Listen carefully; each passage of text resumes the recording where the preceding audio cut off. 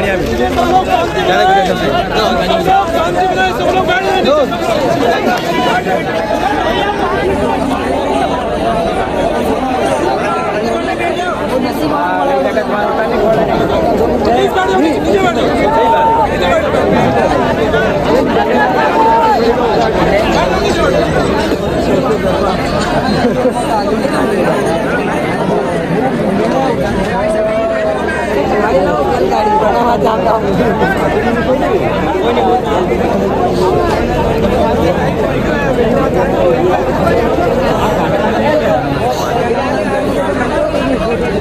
मध्य प्रदेश के रतलाम के जिला अस्पताल में भर्ती मरीजों की समस्याओं को समझने के लिए आदिवासी विधायक कमलेश्वर डोडियार पहुंचे तो स्वयं सर्दी जुकाम का इलाज करवाने की आवश्यकता पड़ी।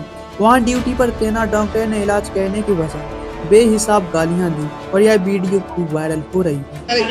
सर आपने निवेदन किया था अपने आप को गाली किसको बकी अपने आप गाली किसको बकी अभी आप अभी आपने गाली बकी सर आपने गाली किसे बकी अभी आप चारों में से बीमार कौन है ये बताओ, नहीं तो अभी ताने करो सर बीमार हो मैं क्या बोले पर्ची का चल बता पर्ची का है। इस घटना के बाद मध्य प्रदेश जिला रतलाम आंदोलन में भीम आर्मी जय भीम राष्ट्रीय अध्यक्ष माननीय मंजीत सिंह नोटियाल पहुंचे।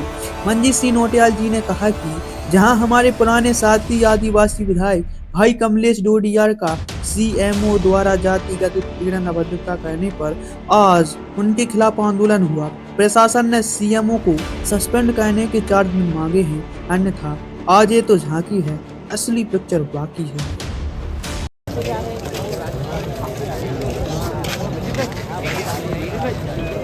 जय भीम, एक तीर एक कमान, आदिवासी एक समान, एक तीर एक कमान, आदिवासी एक समान, एक तीर एक कमान, आदिवासी एक समान। इतने धीरे से बोलोगे हम यहाँ आदिवासी लोग SC ST OBC के लोग बहुत संख्या हैं।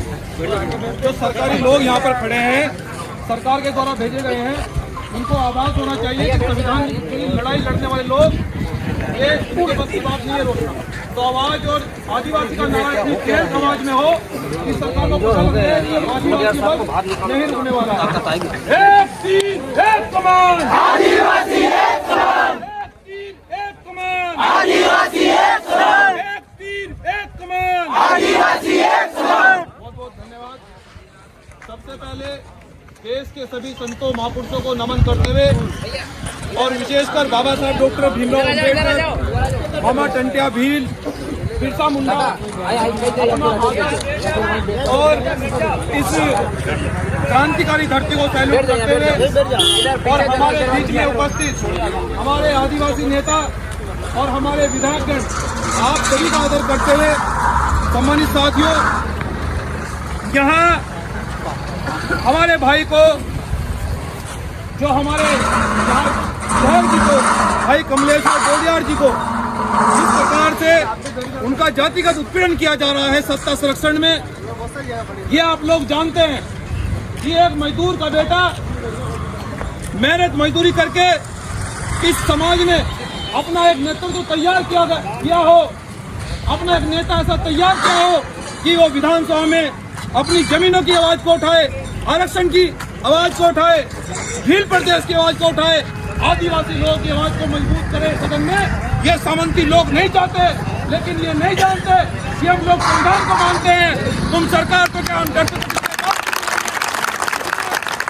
आज जो हमारे भाई विधायक कमलेश डोडियार हैं, मैं प्रशासन से संवैधानिक रूप से अवगत कराना चाहता हूँ कि अगर उन्हें थोड़ी देर में नहीं छोड़ा गया तो फिर हम लोग आगे की आंदोलन की रणनीति जो हमारे बीच में हमारे आदिवासी नेता बैठे हैं, मैं भीम आर्मी जय भीम संगठन का एक मजबूत सिपाही होने के उद्देश्य से जितने भी हमारे नेता बैठे हैं और कमलेश डोडियार से मेरे भाई है, मेरी बाजू है, मेरा सम्मान है, मैं उनसे कहना चाहता हूँ कि कमलेश भाई अपने आप को अकेला मत समझना। मंजीत सिंह नोटियाल, अगर जहाँ तुम्हारा पसीना गिरेगा मंजीत सिंह नोटियाल वहाँ खून देने काम करेगा। समाज बैठा है, आप लोग जानते हैं कि मैंने इस आंदोलन को बड़ी ईमानदारी से, बड़ी मजबूती से आगे बढ़ाया है। मैंने कभी आपको पीठ दिखाने का काम नहीं करा और आज फिर अगर हमारे विधायक के सम्मान में कोई आज पहुंची है, तो मुझे प्रशासन ने रोकने की कोशिश तो बहुत की, लेकिन मैं जंगल और जमीन से निकलकर पैदल चलकर आपके बीच में पहुंचा हूं। और ये घबराने की जरूरत नहीं है। ये लड़ाई संवैधानिक लड़ाई है, ये लड़ाई जंगल और जमीन की लड़ाई है, ये लड़ाई हमारे आरक्षण की लड़ाई है, ये लड़ाई उन आदिवासी लोगों की लड़ाई है जिनको अधिकार को वंचित रखा, और ये लड़ाई फिर चलेंगे। हमारी आवाज को ये लोग नहीं दबा पाएंगे। लेकिन मैं आपसे आदिवासी समाज के लोगों ये कहना चाहता हूँ मजबूती से कि किसी भी तरह से आपको किसी बहकावे में, किसी भ्रम में आने की जरूरत नहीं है, क्योंकि बाबा साहब डॉक्टर अम्बेडकर ये कहते थे कि जो समाज एक होता है उसे न तो सरकार रोक पाती है और न सरकार शासन रोक पाता है। एक रहने की जरूरत है। और मैं अपने आदिवासी समाज को फिर से विश्वास दिलाता हूँ कि जहाँ तुम्हारा पसीना गिरेगा वहाँ मंजीत सिंह नौटियाल खून बहाने काम करेगा।